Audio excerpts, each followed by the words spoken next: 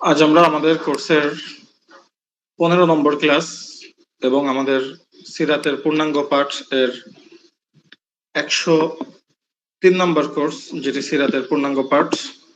এই কোর্সের আমরা 7 নম্বর ক্লাস, অর্থাৎ রাসূল সাল্লাল্লাহু আলাইহি ওয়াসাল্লামের জীবনী সংশ্লিষ্ট কোর্সের 7 নম্বর ক্লাসে আজ আমরা আলোচনা করব রাসূলুল্লাহ সাল্লাল্লাহু আলাইহি ওয়াসাল্লামের বৈবাহিক জীবনের সূচনা, কাবা শরীফের পুনর্নির্মাণ এবং নবুয়ত বা ওয়াহি নাজিলের প্রস্তুতি সম্পর্কে। আমরা আজকের আলোচনাটি 4টি পর্বে ভাগ করেছি। প্রথম পর্বে আমরা আলোচনা করব রাসূল সাল্লাল্লাহু আলাইহি ওয়াসাল্লামের বিবাহ। দ্বিতীয় পর্বে আলোচনা করব রাসূল সাল্লাল্লাহু আলাইহি ওয়াসাল্লামের পারিবারিক জীবন এবং সামাজিক অবস্থান। তৃতীয় পর্বে আমরা আলোচনা করব রাসূলুল্লাহ সাল্লাল্লাহু আলাইহি ওয়াসাল্লামের সময় কাবার পুনর্সংস্কার বা পুনর্নির্মাণের প্রেক্ষাপট এবং হাজরে আসওয়াদ স্থাপন ইত্যাদি। এবং চতুর্থ পর্বে আমরা আলোচনা করব রাসূল সাল্লাল্লাহু আলাইহি ওয়াসাল্লামের নবুয়তের পূর্ব প্রস্তুতি এবং ওয়াহির সূচনা সম্পর্কে। আমরা প্রথমে আলোচনা করছি, গত ক্লাসে আমরা আলোচনা করেছিলাম যে রাসূলুল্লাহ সাল্লাল্লাহু আলাইহি ওয়াসাল্লাম নবুয়ত এর পূর্বে রাসূল সাল্লাল্লাহু আলাইহি ওয়াসাল্লাম 40 বছর মক্কায় জীবন যাপন করেছেন এবং সেই সময় আরবের কাফেররা রাসূলুল্লাহ সাল্লাল্লাহু আলাইহি ওয়াসাল্লামকে সর্বশ্রেষ্ঠ মানুষ, সর্বশ্রেষ্ঠ আদর্শবান ব্যক্তি, আমানতদার ব্যক্তি হিসাবে রাসূল সাল্লাল্লাহু আলাইহি ওয়াসাল্লামকে তারা স্বীকৃতি দিয়েছিল। এরপরে যখন রাসূলুল্লাহ সাল্লাল্লাহু আলাইহি ওয়াসাল্লামের নবুয়তের সূচনা ঘটল, তখন মক্কার কাফেররা রাসূল সাল্লাল্লাহু আলাইহি ওয়াসাল্লামের বিরোধিতা শুরু করলো। তো আমরা শুরুতেই গত ক্লাসে আলোচনা করেছি রাসূলুল্লাহ সাল্লাল্লাহু আলাইহি ওয়াসাল্লাম হযরত খাদিজা রাদিয়াল্লাহু তাআলা আনহার বাণিজ্যিক কাফেলা নিয়ে সিরিয়ায় সফরে গিয়েছেন এবং সেখান থেকে অভূতপূর্ব সফলতা অর্জন করে তিনি মক্কায় ফিরে এসেছেন। হযরত খাদিজা রাদিয়াল্লাহু তাআলা আনহা রাসূলুল্লাহ সাল্লাল্লাহু আলাইহি ওয়াসাল্লামের প্রজ্ঞা, আমানতদারিতা, সততা এবং ব্যবসায়িক মুনাফায় মুগ্ধ হন। রাসূল সাল্লাল্লাহু আলাইহি ওয়াসাল্লামের চরিত্রে অত্যন্ত মুগ্ধ হন তিনি। সেই একদিকে রাসূল সাল্লাল্লাহু আলাইহি ওয়াসাল্লামের উন্নত চরিত্র, অন্যদিকে আম্মা খাদিজা রাদিয়াল্লাহু তাআলা আনহার পবিত্র চরিত্র। জাহিলি যুগের চরম অবক্ষয়ের মাঝেও আমরা গত ক্লাসে বলেছি যে খাদিজাতুল কুবরা রাদিয়াল্লাহু তাআলা আনহার উপাধি ছিল খাদিজাতুত তাহিরা, পবিত্রা খাদিজা। তিনি এতটাই সৎ চরিত্রবান ছিলেন, এতটাই আদর্শবান ছিলেন যে মক্কার কাফিররা হযরত খাদিজা রাদিয়াল্লাহু তাআলা আনহাকে আত-তাহিরা উপাধি দিয়েছিল।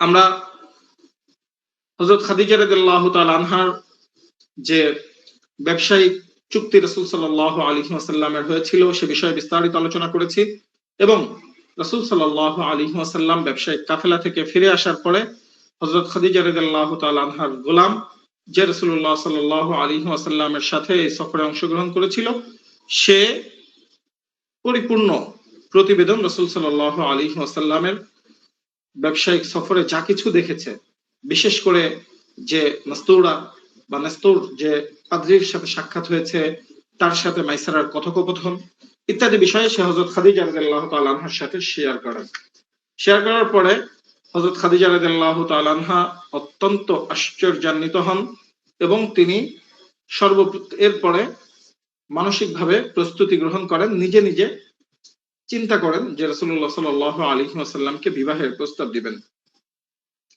এখানে দুটি জিনিস সবথেকে ভাবার বিষয়।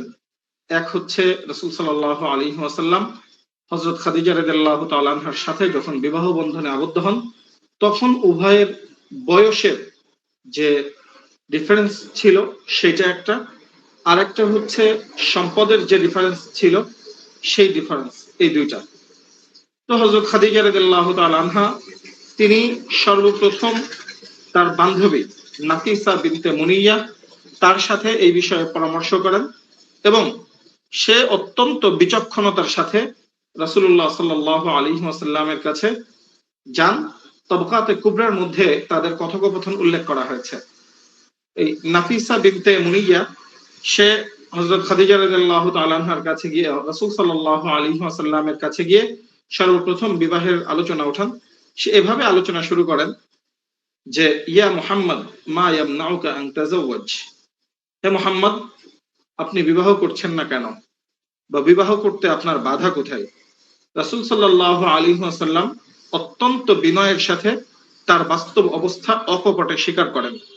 তিনি বলেন মা বাইদি মা আতাযাওয়াজু বিহি, আমার হাতে মা বিয়াদি মা আতাযাওয়াজু বিহি, আমার হাতে এমন কোন সম্পদ বা টাকা পয়সা নাই যেটি দিয়ে আমি বিবাহ করতে পারি।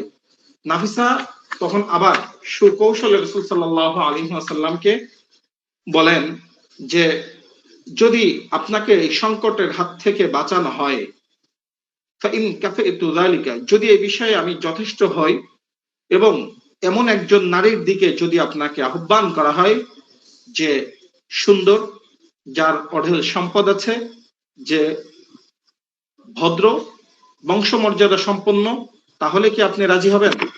তখন রাসূল সাল্লাল্লাহু আলাইহি ওয়াসাল্লাম প্রশ্ন করলেন মান হিয়া, সে আবার কে? নাফিসা উত্তর দিল খাদিজা। এই কথা শুনে রাসূলুল্লাহ সাল্লাল্লাহু আলাইহি ওয়াসাল্লাম কিছুটা আশ্চর্যান্বিত হলেন যে এটা আবার কিভাবে সম্ভব, ওয়া কাইফা লি বিযাক, এটা আবার কেমনে সম্ভব, সে কি রাজি হবে? তখন কারণ হযরত খাদিজা রাদিয়াল্লাহু তাআলা আনহা ইতোপূর্বে মক্কার বড় বড় সর্দারদের বিবাহের প্রস্তাব ফেরত দিয়ে দিয়েছিলেন। তখন নাফিসা আবার বলল আলাইয়া যালিকা, তা সে রাজি হবে কি না হবে সেই দায়িত্ব আমার। এরপরে রাসূল সাল্লাল্লাহু আলাইহি ওয়াসাল্লামের এই কথোপকথন নাফিসা হযরত খাদিজার কাছে গিয়ে পেশ করে, আর রাসূলুল্লাহ সাল্লাল্লাহু আলাইহি ওয়াসাল্লাম এই বিষয়টি তার প্রিয় চাচা এবং অভিভাবক আবু তালেব এবং হযরত হামজা রাদিয়াল্লাহু তাআলা আনহু এবং অন্যান্য পারিবারিক যারা বয়োজ্যেষ্ঠ মুরব্বী ছিলেন তাদের কাছে তিনি এ বিষয়ে আলোচনা করেন। আলোচনা শুনে বনু হাশেমের সর্দাররা অত্যন্ত খুশি হয়। এরপরে তারা বিশেষ করে হযরত হামজা, আবু তালিব এবং অন্যান্য নেতৃবৃন্দ বা রাসূল সাল্লাল্লাহু আলাইহি ওয়াসাল্লামের চাচা, পারিবারিক মুরব্বী যারা ছিলেন, তারা আমর ইবনে আস এর কাছে, আমর ইবনে আসাদ এর কাছে বিয়ের আনুষ্ঠানিক প্রস্তাব নিয়ে যান। আমর ইবনে আসাদ হচ্ছে হযরত খাদিজা রাদিয়াল্লাহু তাআলা আনহার চাচা এবং তদানীন্তন মানে সেই সময়ের হযরত খাদিজার অভিভাবক। তার কাছে আবু তালিব এক ঐতিহাসিক খুতবা প্রদান করে প্রস্তাব নিয়ে গিয়ে। সে বলে যে আমার ভাতিজা মুহাম্মদ ইবনে আব্দুল্লাহ এমন এক যুবক যার সাথে কুরাইশদের যে কারো তুলনা করা হোক না কেন সে বংশমর্যাদা, আভিজাত্য, প্রজ্ঞা এবং সচ্চরিত্রের দিক থেকে সবার চেয়ে শ্রেষ্ঠ বলে প্রমাণিত হবে। যদিও তার সম্পদ কম, কিন্তু সম্পদ তো এক ক্ষণস্থায়ী ছায়া মাত্র। এরপর আনুষ্ঠানিক সম্মতির মাধ্যমে এই বিবাহ সম্পন্ন হয়। বিবাহের মোহরানা এবং অন্যান্য বিষয়ে আলোচনা হয়। আমরা জানি যে বিবাহের সময় রাসূল সাল্লাল্লাহু আলাইহি ওয়াসাল্লামের বয়স ছিল 25 বছর এবং হযরত খাদিজা রাদিয়াল্লাহু তাআলা আনহা এর বয়স ছিল 40 বছর। আরবের সে সময়ের তাদের মধ্যে যে মূল বিষয় ছিল বিবাহের ক্ষেত্রে সবথেকে গুরুত্বপূর্ণ বিষয় ছিল মোহরের ক্ষেত্রে। এটি আরবদের আভিজাত্যের প্রতীক ছিল। আরবদের কাছে মোহর হচ্ছে সম্মান এবং মর্যাদার প্রতীক ছিল। কিন্তু আমরা জানি রাসূল সাল্লাল্লাহু আলাইহি ওয়াসাল্লাম তো শুরু থেকেই এতিম এবং আহামরি সম্পদ তার কাছে ছিল না, এবং রাসূল সাল্লাল্লাহু আলাইহি ওয়াসাল্লাম যার অভিভাবকত্বে ছিলেন আমরা এটাও জানি যে আবু তালেব তিনিও সেই সময়ে অভাবের মধ্যে দিনাতিপাত করছিলেন। এরপরেও তাদের অনেক বিভিন্ন কারণে সেই সময় পারিবারিকভাবে সম্পদের দিক থেকে বা অর্থনৈতিক অবস্থা খুব একটা ভালো ছিল না। তো সর্বসম্মতভাবে দুই পরিবারের সম্মতিতে 20টি উট বিবাহের দেনমোহর হিসাবে মহারানা হিসাবে নির্ধারণ করা হয়। ইবনে হিশাম এরপরে রাসূল সাল্লাল্লাহু আলাইহি ওয়াসাল্লামের চাচা, বনু হাশেমের সর্দার আবু তালিব, সে খুব চমৎকার একটা খুতবা দেন। ইবনে হিশাম এবং বাইহাকি রহমাতুল্লাহি আলাইহি তারা উভয়ে খুতবাটা এভাবে বর্ণনা করেছেন, আলহামদুলিল্লাহিল্লাযী জাআলানা মিন যুররিয়্যাতি ইব্রাহিম ওয়া যারঈ ইসমাঈল ওয়া যিরঈ মাআদ ওয়া উনসুরি মুদার ওয়া জাআলানা হাজনাতা বাইতি ওয়া সুওয়াসা হারামি ওয়া জাআলা লানা বাইতান মাহজুজা ওয়া হারামান আমিনা ওয়া জাআলানা আল-হুক্কামা আলান নাস ثم إن ابن أخي هذا محمد بن عبد الله لا يوزن به رجل إلا رجح به شرفا ونبلا وفضلا وعقلا وإن كان في المال قلة فإن المال ذل زائل وأمر حائل وعارية مستردة আবু তালেব বলেন, যাবতীয় প্রশংসা আল্লাহ রাব্বুল আলামিনের, যিনি আমাদেরকে ইব্রাহিম আলাইহিস সালামের বংশধর, ইসমাঈল আলাইহিস সালামের বীজ, মাআদের মূল এবং মুদারের শাখা থেকে সৃষ্টি করেছেন, যিনি আমাদেরকে তার ঘরের রক্ষক এবং হারামের সেবক বানিয়েছেন, আমাদের জন্য এমন এক পবিত্র ঘর দিয়েছেন যেখানে মানুষ হজ করতে আসে, আমাদেরকে মানুষের উপর নেতৃত্ব দান করেছেন। এরপর কথা হলো, আমার এই ভাতিজা মোহাম্মদ ইবনে আব্দুল্লাহ, যার সাথে কুরাইশদের যে কারো তুলনা করা হোক না কেন, সে বংশমর্যাদা, আভিজাত্য, প্রজ্ঞা এবং সৎ চরিত্রের দিক থেকে সবার চেয়ে শ্রেষ্ঠ বলে প্রমাণিত হবে। যদিও তার সম্পদ কম, কিন্তু সম্পদ তো এক ক্ষণস্থায়ী ছায়া ও পরিবর্তনশীল বস্তু মাত্র, যা আজ আছে কাল নেই।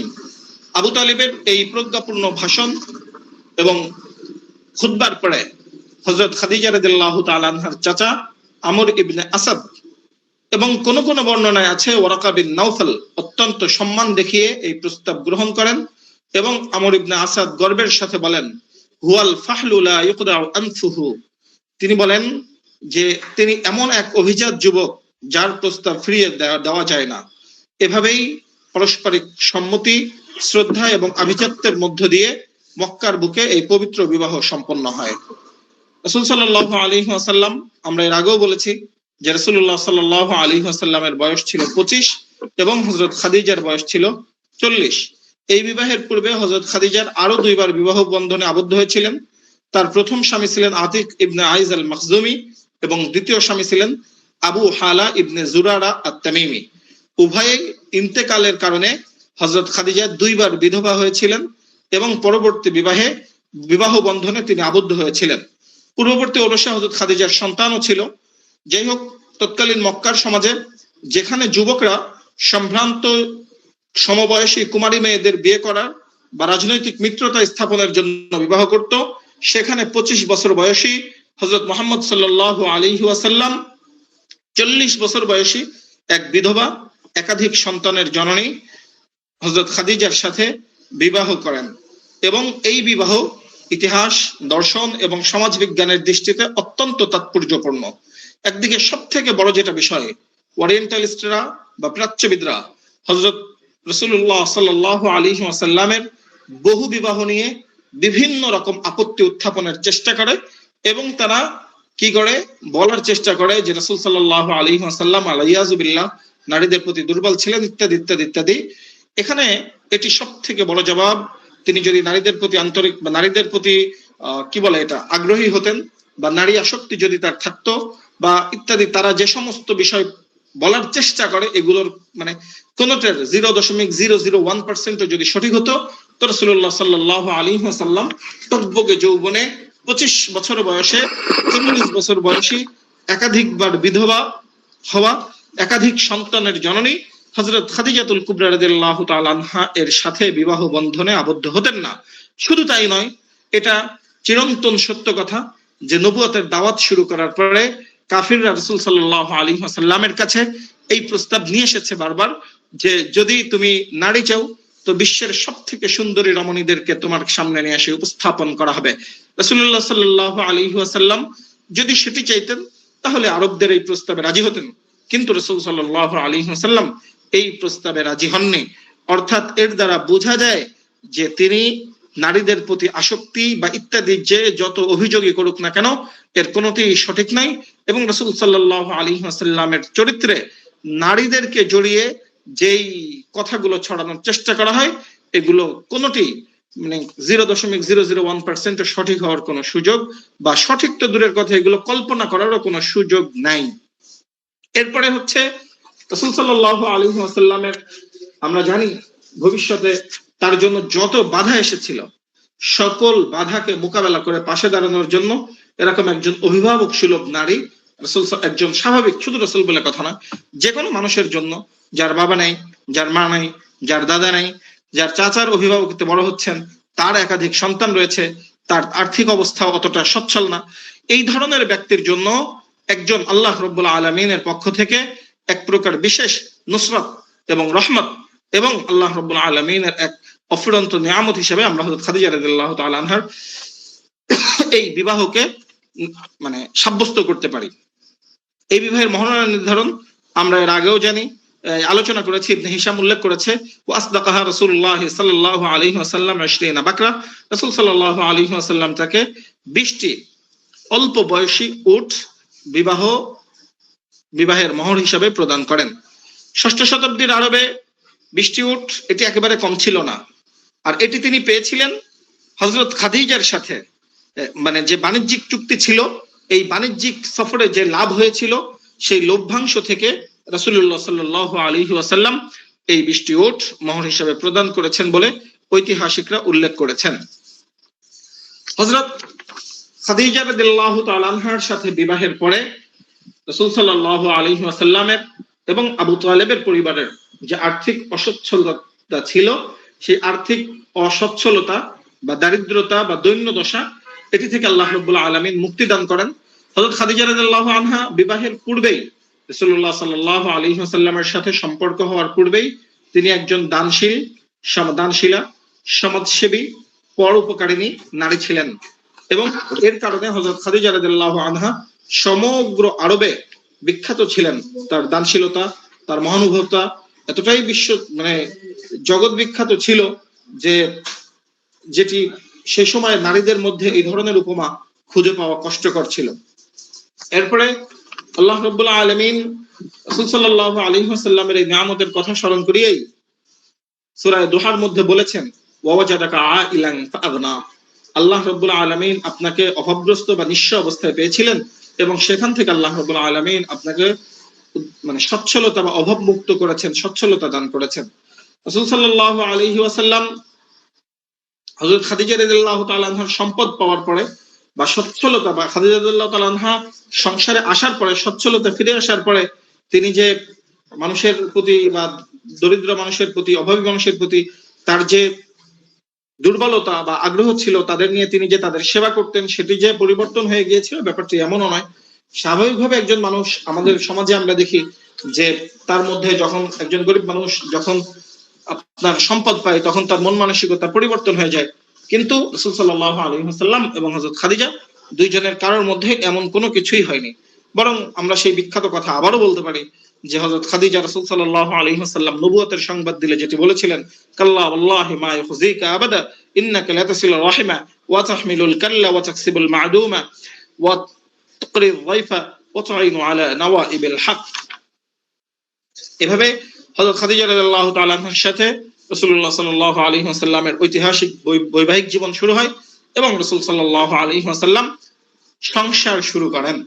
রাসূল সাল্লাল্লাহু আলাইহি ওয়াসাল্লামের সন্তানাদিদের ব্যাপারে আমরা জানি, রাসূল সাল্লাল্লাহু আলাইহি ওয়াসাল্লামের একাধিক সন্তান এই পৃথিবীতে জন্মগ্রহণ করেছেন। তার মধ্যে কন্যা সন্তান যারা ছিলেন তারা জীবিত ছিলেন, একজন অল্প বয়সে মারা গিয়েছিলেন, আর পুত্র সন্তান যে কয়জনই হয়েছেন প্রত্যেকেই মারা গেছেন। হযরত খাদিজা রাদিয়াল্লাহু তাআলা আনহা থেকে রাসূলুল্লাহ সাল্লাল্লাহু আলাইহি ওয়াসাল্লামের মোট 6 জন সন্তান হয়েছিল। রাসূল সাল্লাল্লাহু আলাইহি ওয়াসাল্লাম হযরত খাদিজার সাথে 25 বছরের অধিককাল সময় সংসার করেছেন।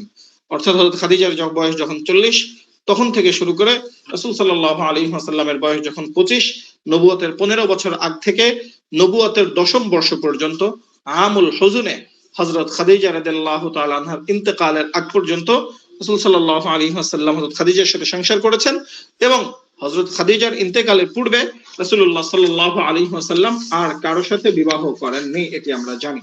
হযরত খাদিজা রাদিয়াল্লাহু তাআলা আনহা থেকে রাসূল সাল্লাল্লাহু আলাইহি ওয়াসাল্লামের প্রথম সন্তান ছিলেন কাসিম রাদিয়াল্লাহু আনহু। তিনি অল্প বয়সে মারা গিয়েছেন, এবং আমরা জানি এই কাসিম রাদিয়াল্লাহু আনহু এর নামের সাথে সম্বন্ধ করেই রাসূল সাল্লাল্লাহু আলাইহি ওয়াসাল্লাম এর উপাধি দেওয়া হয়েছে বা কুনিয়াত বা উপনাম রাখা হয়েছিল আবুল কাসেম, এবং এই নামেই রাসূলুল্লাহ সাল্লাল্লাহু আলাইহি ওয়াসাল্লাম বিখ্যাত হয়েছিলেন।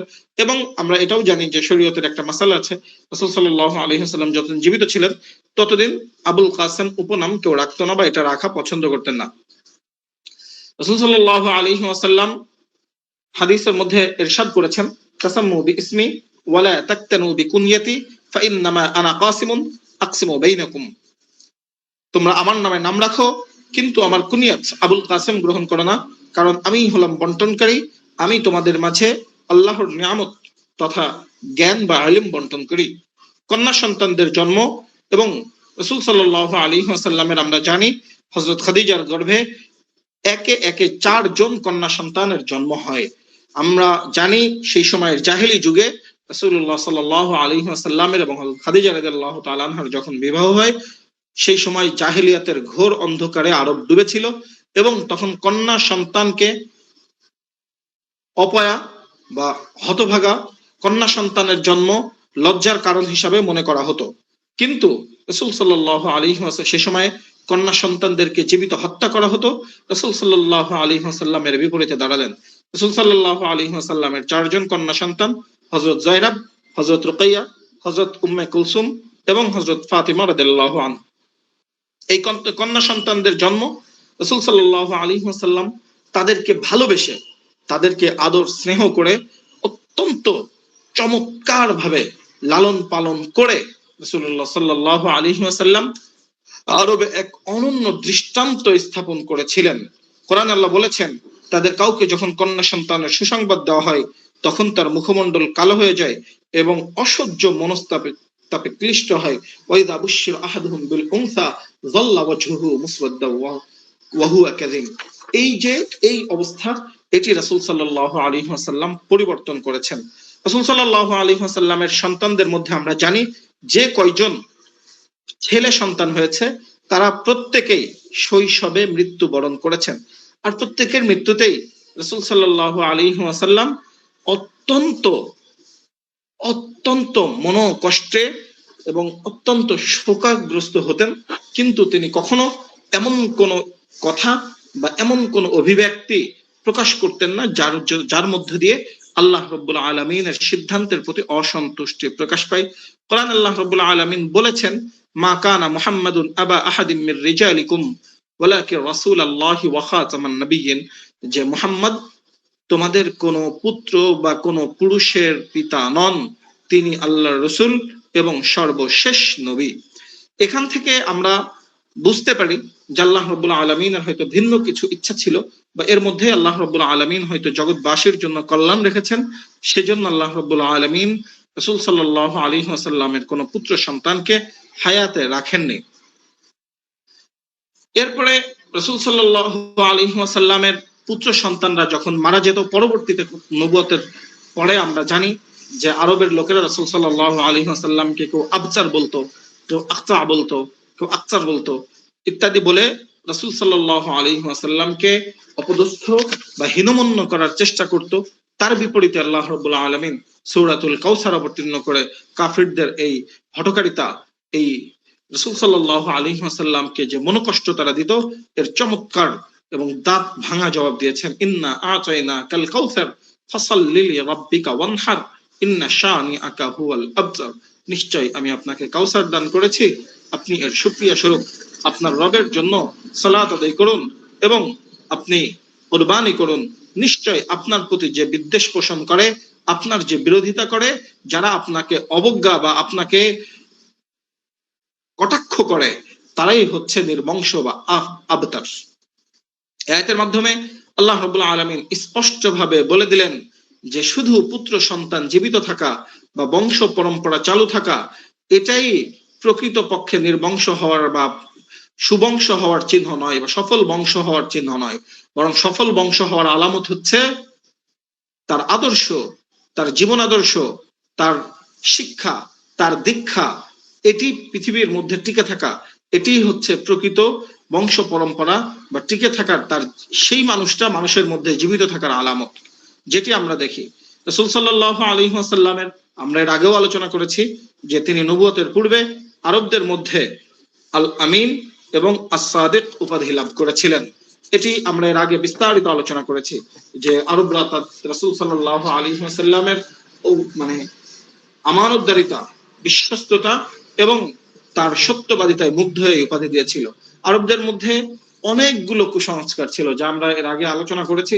তার মধ্যে আরেকটা মানে পাপের দিক বা নিকৃষ্টতম দিক ছিল হচ্ছে তারা মুতাফফিফ ছিল। মুতাফফিফ আমরা জানি যে তারা সম্পদের মধ্যে ভেজাল দিত, সম্পদে তারা হচ্ছে মাপে কম দিত, ওজনে তারা ভেজাল করত, এজন্যই তাদেরকে মুতাফফিফ বলা হতো। কোরআন আল্লাহ রাব্বুল আলামিন তাদের এই নিকৃষ্টতম কাজের, ঘৃণ্যতম কাজের বর্ণনা দিতে গিয়ে সূরাতুল মুতাফফিফিন নাজিল করেছেন।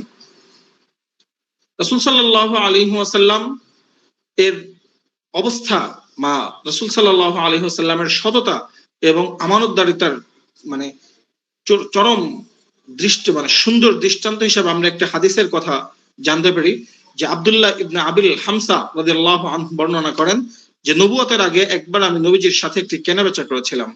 আমার কিছু মূল্য পরিশোধ করা বাকি ছিল। আমি তাকে বললাম, আপনি এখানেই অপেক্ষা করুন, আমি এখনই আসছি। কিন্তু এরপর আমি সম্পূর্ণ ভুলে গেলাম। 3 দিন পর কথাটি আমার হঠাৎ মনে হলো। আমি দৌড়ে সেই স্থানে গিয়ে দেখলাম মুহাম্মদ সাল্লাল্লাহু আলাইহি ওয়াসাল্লাম সেখানেই আমার জন্য অপেক্ষা করছেন।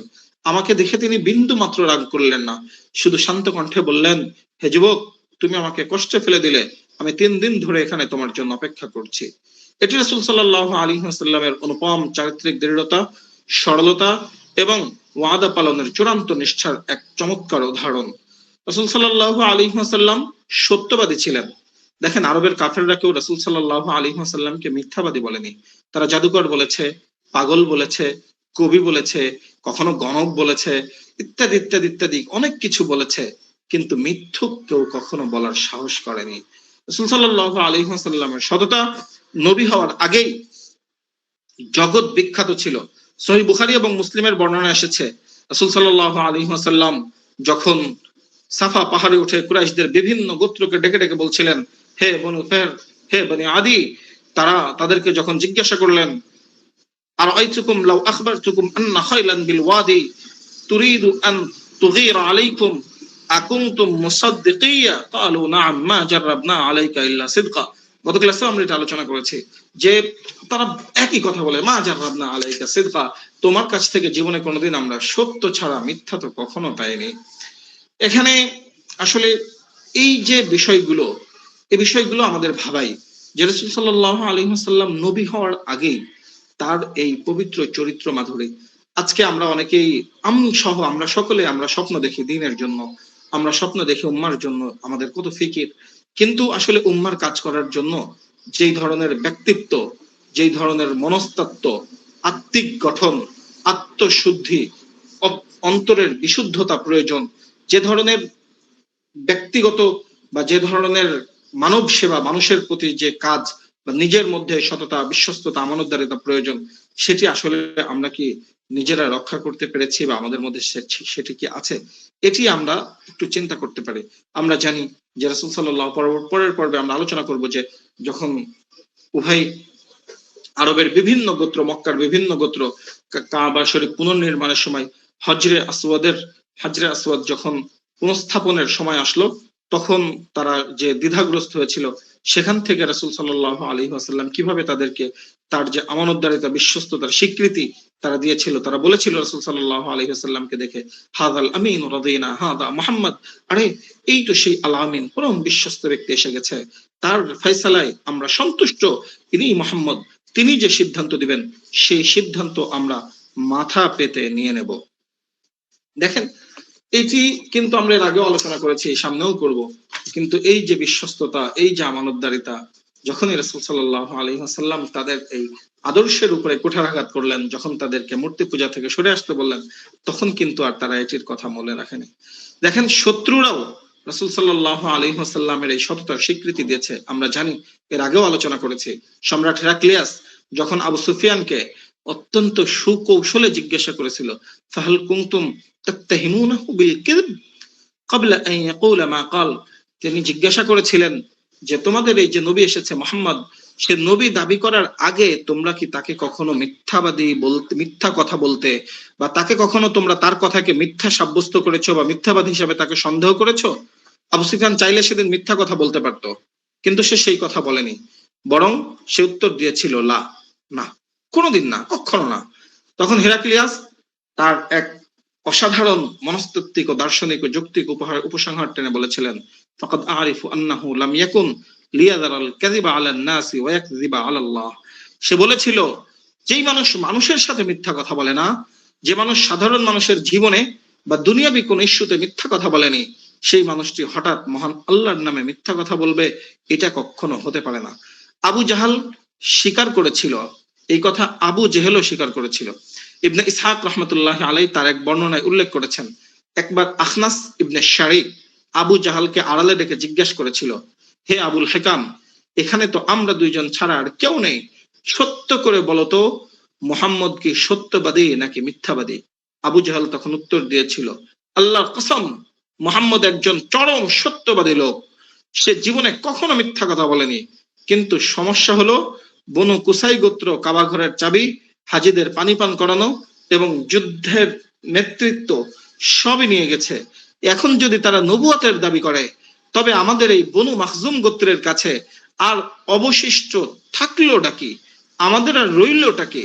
অর্থাৎ এখানে আবু জাহাল স্পষ্টভাবে স্বীকারোক্তি দিচ্ছে যে আসলে আমরা যে বিরোধিতা করতেছি, এটা রাজনৈতিক কারণে, গোত্রীয় অহংকারের কারণে।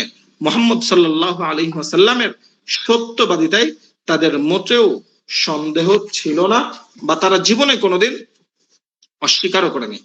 এরপরে আমরা জানি রাসূল সাল্লাল্লাহু আলাইহি ওয়াসাল্লামের নবুয়তের পূর্ব জীবনে, আমরা বারবারই বলছি যে তিনি মানব দরদী ছিলেন, এর একটা চমৎকার উদাহরণ আছে।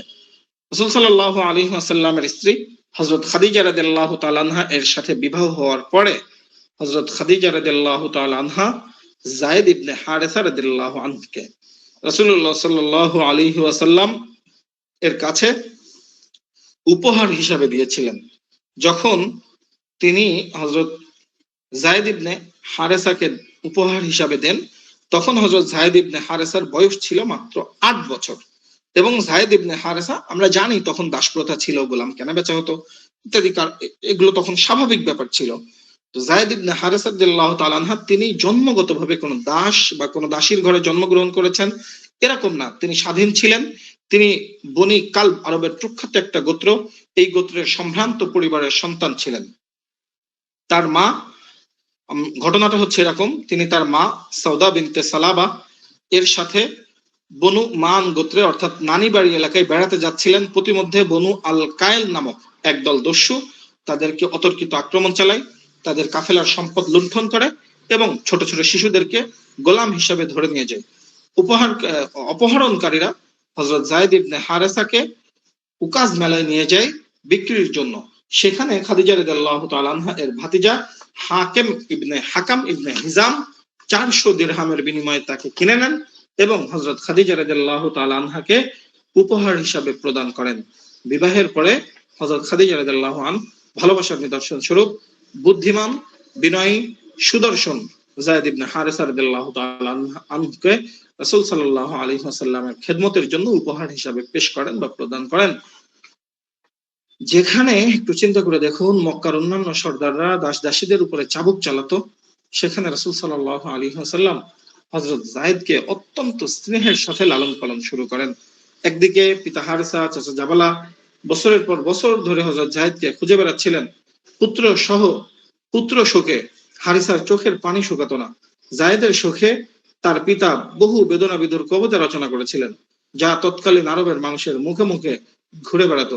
তিনি বলতেন, আমি যায়েদের জন্য কাঁদছি, অথচ আমি জানি না সে কোথায়, সে কি বেঁচে আছে যার প্রত্যাশা করা যায়, নাকি মৃত্যু তার জীবনের সমাপ্তি ঘটিয়েছে। আল্লাহর কসম, আমি জানি না আমি কি সমতল ভূমিতে তাকে খুঁজবো নাকি পাহাড়ের চূড়ায় তাকে খুঁজবো।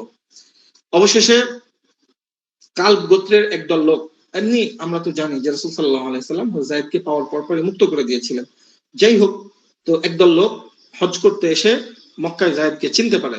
তারা ফিরে গিয়ে হারেসকে সুসংবাদ দেয়, যায়েদ রাদিয়াল্লাহু তাআলা আনহুর পিতাকে, যে যায়েদকে মক্কায় কুরাইশ বংশের মোহাম্মদ ইবনে আব্দুল্লাহ এর কাছে দেখা গিয়েছে সাল্লাল্লাহু আলাইহি ওয়াসাল্লাম।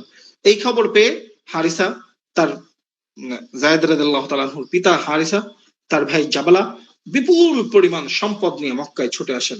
তারা সরাসরি রাসূল সাল্লাল্লাহু আলাইহি ওয়াসাল্লামের কাছে গিয়ে আবেদন করেন, হে আব্দুল মুত্তালিবের পৌত্র, হে নিজ সম্প্রদায়ের সর্দার, আপনারা তো আল্লাহর ঘরের প্রতিবেশী, আপনারা বন্দীদের মুক্ত করেন, আপনারা ক্ষুধার্তদের খাবার দেন, আমরা আমাদের প্রিয় সন্তানের মুক্তিপণের জন্য এসেছি, আপনার যত অর্থ প্রয়োজন আপনি যা চাইবেন আমরা তাই দেব, দয়া করে আমাদের উপর অনুগ্রহ করুন এবং তাকে আমাদের কাছে ফিরিয়ে দিন। রাসূল সাল্লাল্লাহু আলাইহি ওয়াসাল্লাম পিতার আবেগ, পিতার স্নেহ বুঝতে পারলেন, পিতার মমতা তিনি বুঝতে পারলেন। তিনি বুঝতে পেরে অত্যন্ত মহানুভবতার পরিচয় দিলেন। তিনি বললেন, আমি জায়েদকে ডাকছি এবং তাকে পূর্ণ স্বাধীনতা দিচ্ছি।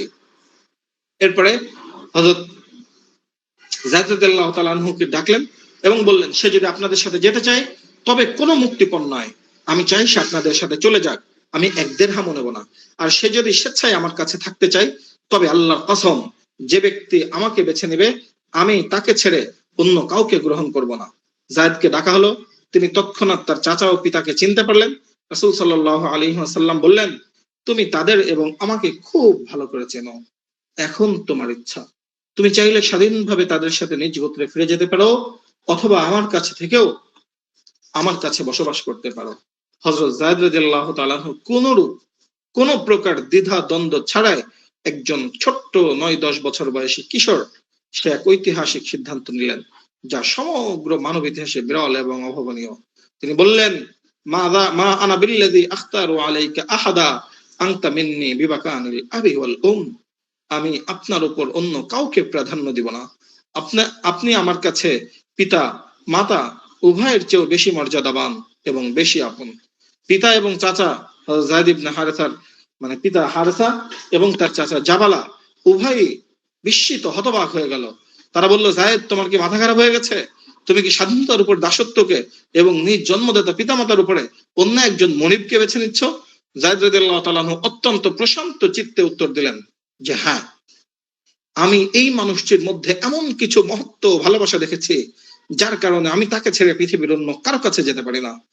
এটি ছিল নবুয়তের পূর্বে রাসূল সাল্লাল্লাহু আলাইহি ওয়াসাল্লামের চরিত্র এবং অকৃত্রিম ভালোবাসার এক নিরঙ্কুশ বা নীরব বিজয়। রাসূল সাল্লাল্লাহু আলাইহি ওয়াসাল্লাম যায়েদ রাদিয়াল্লাহু তাআলা আনহুর এই অকৃত্রিম ভালোবাসা এবং পিতামাতাকে ছেড়ে তাকে বেছে নেওয়ার এই আত্মত্যাগে তিনি আবেগাপ্লুত হয়ে পড়লেন। তিনি এক মুহূর্ত বিলম্ব না করে যায়েদের হাত ধরে পবিত্র কাবা শরীফের হাতিমের অংশে বা হিজরের অংশে গিয়ে সভাস্থলে নিয়ে যান এবং সেখানে তিনি উপস্থিত হয়ে কুরাইশদের সর্দারদেরকে জড়ো করে এক ঐতিহাসিক ভাষণ দেন। রাসূল সাল্লাল্লাহু আলাইহি ওয়াসাল্লাম বলেন, ইয়া মা'শারা কুরাইশ ইশহাদু আন্না যায়দান ইবনি ইয়ারিসুনি ওয়া আরিসুহু। তিনি বললেন, হে কুরাইশ সম্প্রদায়, তোমরা সবাই সাক্ষী থাকো, আজ থেকে যায়েদ আমার স্বাধীন পুত্র এবং সে আমার সম্পদের উত্তরাধিকারী এবং আমি তার উত্তরাধিকারী হব। এই এক ঘোষণার মাধ্যমে রাসূল সাল্লাল্লাহু আলাইহি ওয়াসাল্লাম পুরো সমাজ ব্যবস্থায় একটা বিপ্লব ঘটিয়ে দিলেন। পুরো মানব সভ্যতার, মানব জাতির জন্য রাসূল সাল্লাল্লাহু আলাইহি ওয়াসাল্লাম এক নতুন উপমা, নতুন দৃষ্টান্ত উপস্থাপন করলেন।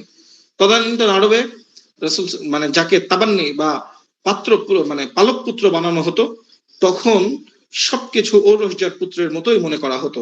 এই ঘটনার পর থেকে মক্কাবাসী সাহাবীরা যায়েদ ইবনে হারেসার বদলে যায়েদ ইবনে মুহাম্মদ বলে ডাকতে শুরু করলো। কিন্তু রাসূল সাল্লাল্লাহু আলাইহি ওয়াসাল্লাম এটি পছন্দ করলেন না।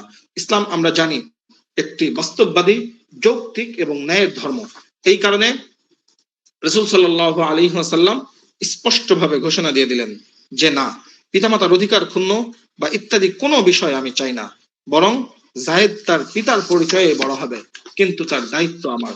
তার নাম যায়েদ ইবনে হারেসা, যায়েদ ইবনে হারেসা হিসাবেই থাকবে।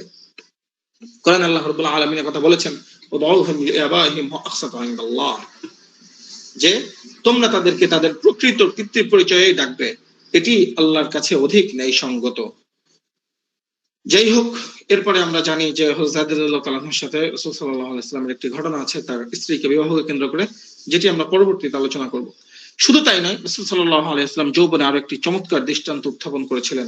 সেটি হচ্ছে, আমরা জানি যে আবু তালেবের অভাব বা সংসারে অর্থনৈতিক দৈন্যদশা ছিল, সেটি থেকে আবু তালিব বা চাচাকে সহযোগিতার জন্য হযরত আলী রাদিয়াল্লাহু তাআলা এর দায়িত্ব তিনি গ্রহণ করেছিলেন এবং হযরত আলী রাদিয়াল্লাহু তাআলা সকল প্রকারের দায়িত্ব তিনি অভিভাবকত্ব হযরত রাসূল সাল্লাল্লাহু আলাইহি ওয়াসাল্লাম নিয়েছিলেন এবং মক্কায় তখন এক তীব্র অভাব চলছিল।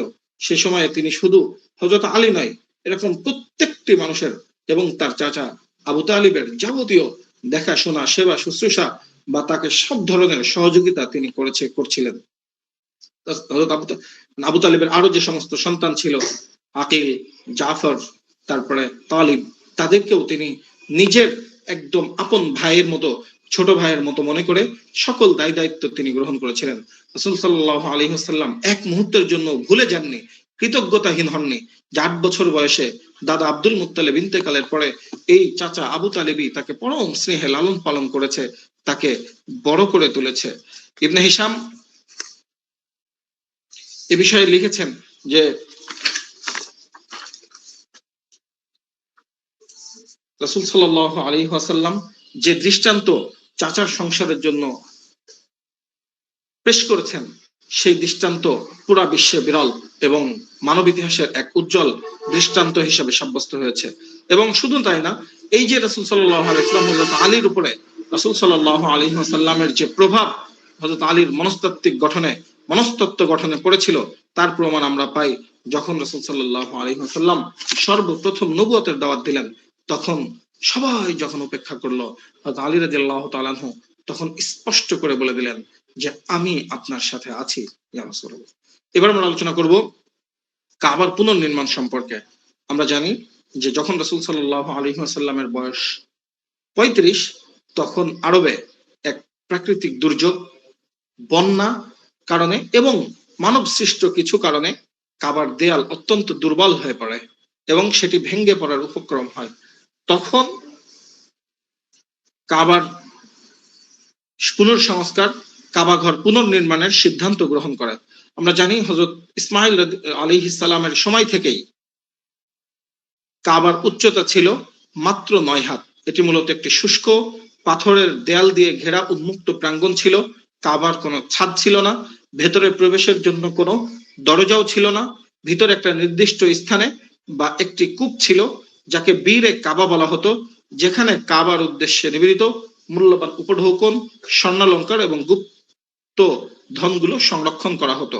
ছাদ এবং সুরক্ষিত দরজা না থাকায় একসময় কাবার দেয়াল ভেঙে বা উপর দিয়ে কিছু লোক প্রবেশ করে সে সমস্ত গুপ্তধন চুরি করেছিল। যদিও পরবর্তীতে এই চুরি যাওয়া সম্পদ উদ্ধার করা হয়েছিল, কিন্তু আরবদের কাছে বা কুরাইশদের কাছে এটি নিজেদের জন্য একটি চরম অবমাননাকর ঘটনা ছিল এবং এর দ্বারা কাবা ঘরের সংরক্ষণ বা কাবা ঘরের নিরাপত্তা বিষয়ক কাঠামোগত দুর্বলতা স্পষ্ট হয়ে ওঠে।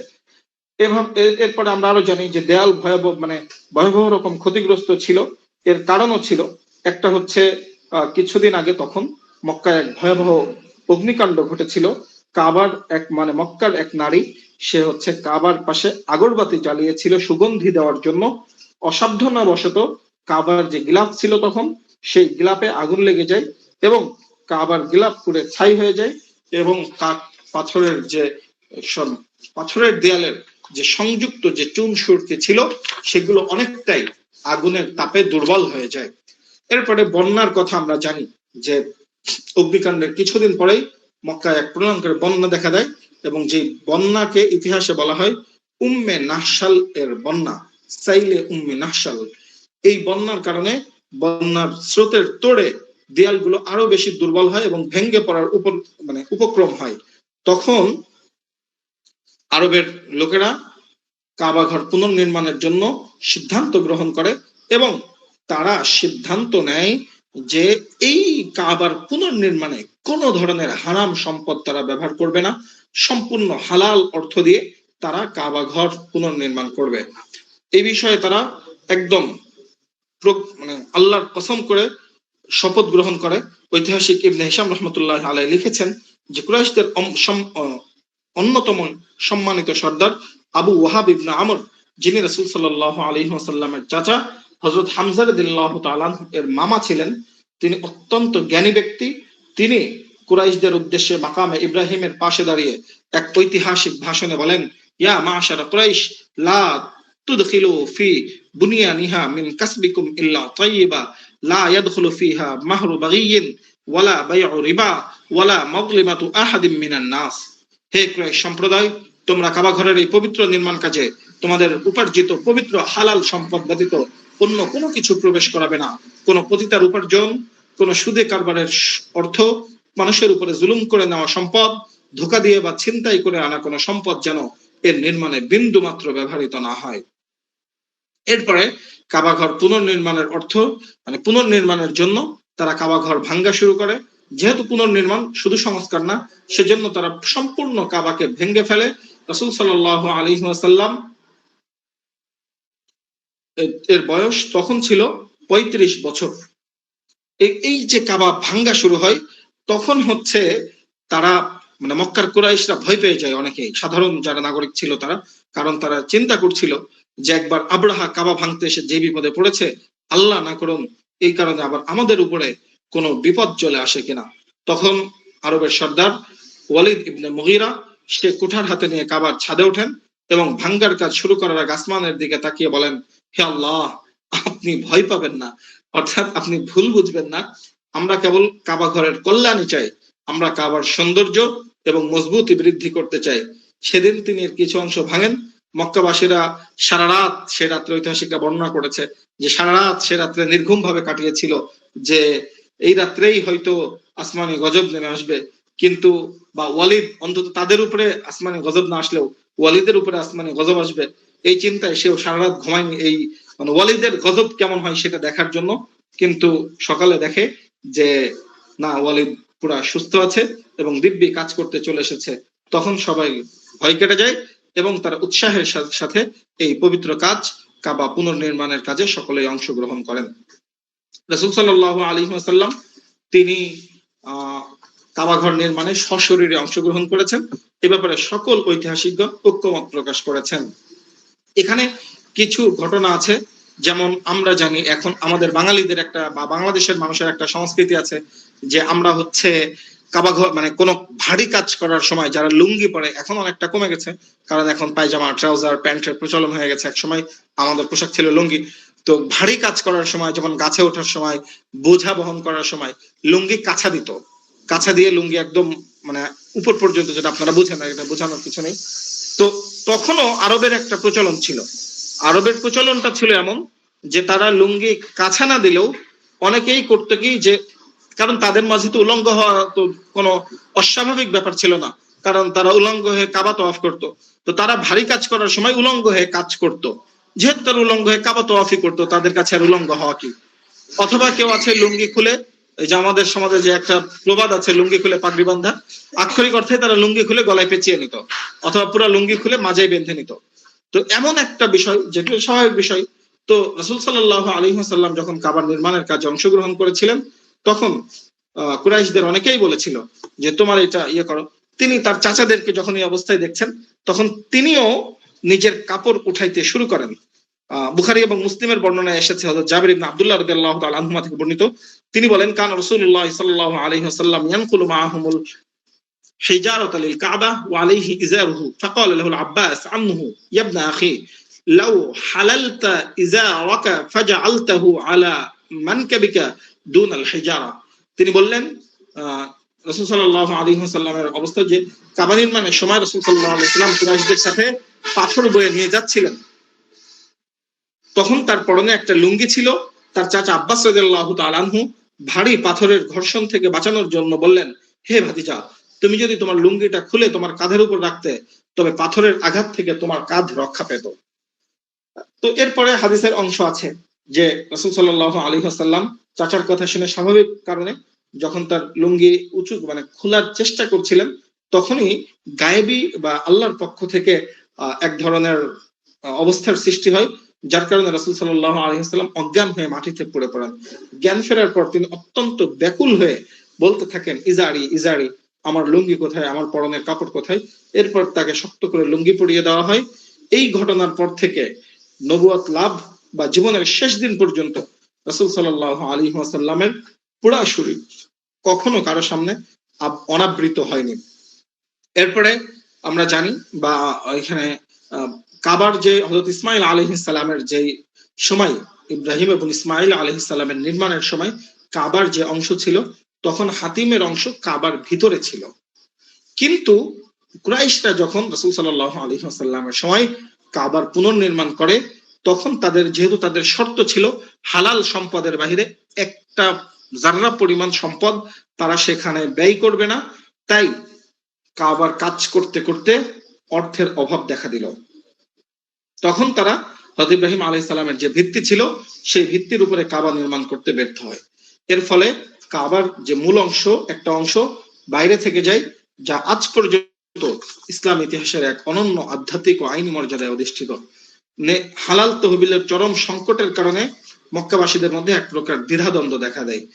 তখন কুরাইশরা, তৎকালীন আরবের আমরা জানি যে অত্যন্ত প্রভাবশালী একটা জাতি ছিল, সিরিয়া ইয়েমেনের সাথে তাদের বিশাল বাণিজ্যিক সম্পর্ক ছিল, কিন্তু তাদের এই সম্পদের মূল যে সোর্স ছিল সেটি ছিল রিবা। তাদের সম্পদের সোর্স ছিল হচ্ছে মাইসির বা জুয়া, পতিতাবৃত্তি, ধোঁকাবাজি, এবং আমরা এর আগেও আলোচনা করেছি যে সম্পদ আত্মসাৎ করা তাদের কাছে কোনো ব্যাপারই ছিল না। এগুলো তাদের সম্পদের মূল উৎস ছিল। দেখেন, তারা বাণিজ্য করতো, কিন্তু তাদের বাণিজ্যের মধ্যে তারা ধোঁকা দিত মানুষকে, ভেজাল সম্পদ দিত, ধোঁকাবাজি করত, এরপরে হচ্ছে ওজনে কম দিত। সেগুলো সবই হারাম সোর্স, বা ব্যবসা করলেও ব্যবসার থেকেও যে সম্পদগুলো আসতো সেগুলোও তারা হারাম পদ্ধতি অবলম্বন করার কারণে হারাম হয়ে যেত। তো যেহেতু এখানে তারা শর্তই করে নিয়েছিল তারা হালাল ছাড়া কোনো সম্পদ এর মধ্যে ব্যবহার করবে না, এই জন্য হচ্ছে তখনকার সময়ে হাতিম এবং হিজর, অর্থাৎ হাজর আসওয়াদ এবং হাতিম, এই দুইটা অংশ কাবার বাহিরে তারা রেখে দেয়। এরপরে হচ্ছে তারা যেটা করে সেটি হচ্ছে কাবার দরজা উঁচু করে অনেক, কাবার দেওয়ালের উচ্চতা বৃদ্ধি করে, কাবার ছাদ নির্মাণ করে এবং মিজাবে রহমত তারা নির্মাণ করে, যা এর আগে কখনোই ছিল না। ছাদ নির্মাণের ফলে কাবার গুপ্তধন চুরি হওয়া, রোদ বৃষ্টিতে কাবার ভিতরের দিক থেকে, যেহেতু এর আগ পর্যন্ত কাবার দরজা ছিল না, আবার ছাদও ছিল না, তো বাইরে যে বৃষ্টির পানি পড়তো, এই বৃষ্টির পানিতে কাবার ভিতরে পানি জমে যেত। এই কারণে কাবার ঘরের যে কাঠামো ছিল সেটি ভিতর থেকে নষ্ট হয়ে যেত। তো এই কারণে তারা ছাদ দেয় প্রথমবারের মতো, এবং হাতিমের দিকে মুখ করে তারা একটা নালা যুক্ত করে, যেই নালা দিয়ে হচ্ছে বৃষ্টির পানি ছাদ থেকে নিচের দিকে নেমে আসে এবং এটিকে মিজাবে রহমত হিসাবে ধরা হয় বা নামকরণ করা হয়। যখনই বৃষ্টি হয় তখনই এই মিজাবের পানি হাতিমের ভিতরে পড়ে এবং হাজিরা এটিকে অত্যন্ত বরকতময় মনে করে। এরপরে হচ্ছে দরজা স্থাপন করার সময় তারা সিদ্ধান্ত গ্রহণ করে যে কাবার পূর্ব দিকের দরজাটা মাটি থেকে বেশ কিছুতে উপরে রাখবে এবং পেছনের দিকের যে দরজা সেটি তারা চিরকালের জন্য সিলগালা করে দেয়। দরজা উঁচুতে স্থাপন করার কারণ যে শুধু নিরাপত্তা ছিল তা না, বরং এটি এক ধরনের রাজনৈতিক উদ্দেশ্য ছিল। সেটি আমরা হযরত আয়েশা সিদ্দিকা রাদিয়াল্লাহু তাআলা আনহার একটি হাদিস থেকে জানতে পারি। যে হযরত আয়েশা সিদ্দিকা রাদিয়াল্লাহু তাআলা আনহা বলেন, কওমিকি, রাসূল সাল্লাল্লাহু আলাইহি ওয়াসাল্লাম বলেন আর কি, যে কওমুকি রাফাউ বাবাহা লিয়াদখিলু মান শাউ ওয়া ইয়ামনাউ মান শাউ। তারা আয়েশাকে উদ্দেশ্য করে বলছিলেন রাসূল সাল্লাল্লাহু আলাইহি ওয়াসাল্লাম যে তোমার গোত্রের লোকেরা, কুরাইশরা এই দরজাকে উঁচুতে স্থাপন করেছে যাতে তারা যাকে ইচ্ছা কাবার ভিতরে প্রবেশ করাতে পারে এবং যাকে ইচ্ছা বাধা দিতে পারে। অর্থাৎ কুরাইশদের ইচ্ছার বাহিরে কেউ যেন কাবার ভিতরে প্রবেশ না করতে পারে। কুরাইশদের মানে কাবার ভিতরে প্রবেশ করতে হলে কুরাইশদের অনুমতি নিয়েই যেন প্রবেশ করে। এই কারণেই তারা হচ্ছে এই দরজাটা মাটি থেকে আর উঁচুতে দিয়ে দেয়। যেহেতু হাতিম এবং হিজরের অংশটা মূল কাবার বাহিরে চলে আসছে, মানে মূল কাঠামোর বাহিরে চলে আসছে, কিন্তু এটি কাবার একটি অংশ, তো স্বাভাবিকভাবেই মুসলিম উম্মার জন্য বা হাজিদের জন্য একটি নতুন সুযোগ তৈরি হয়, একটি নতুন বরকতময় ইবাদতের সুযোগ তৈরি হয়, সেটি হচ্ছে হাতিমে ইবাদত করার। আমরা রাসূল সাল্লাল্লাহু আলাইহি ওয়াসাল্লামের হাদিস থেকে জানতে পারি যে তিনি বলেছেন, সাল্লি ফিল হিজরি ইযা আরাদতি দুখুল আল বাইতি ফাইন্নামা হুয়া কিতআতুম মিনাল বাইত ফাইন্না কওমাকি ইকতাসারুহু হিনা বানাউল কাবা। আয়েশা সিদ্দিকার হাদিস, একই হাদিস এর অংশ, যে রাসূল সাল্লাল্লাহু আলাইহি ওয়াসাল্লাম বলেন, তুমি যদি কাবার ভিতরে সালাত আদায় করতে চাও তাহলে যে হাতিমের যে অংশ, হিজরের যে অংশ, সেখানেই সালাত আদায় করো, কারণ এটি তো কাবারই অংশ। কিন্তু তোমার সম্প্রদায়ের লোকেরা কাবা নির্মাণের সময় অর্থের অভাবে এটিকে ছোট করে বাইরে রেখে দিয়েছিল। রাসূল সাল্লাল্লাহু আলাইহি ওয়াসাল্লাম এর এভাবে রাসূল সাল্লাল্লাহু আলাইহি ওয়াসাল্লাম সরাসরি কাবার ইয়েতে পুনর্নির্মাণে অংশগ্রহণ করেছিলেন।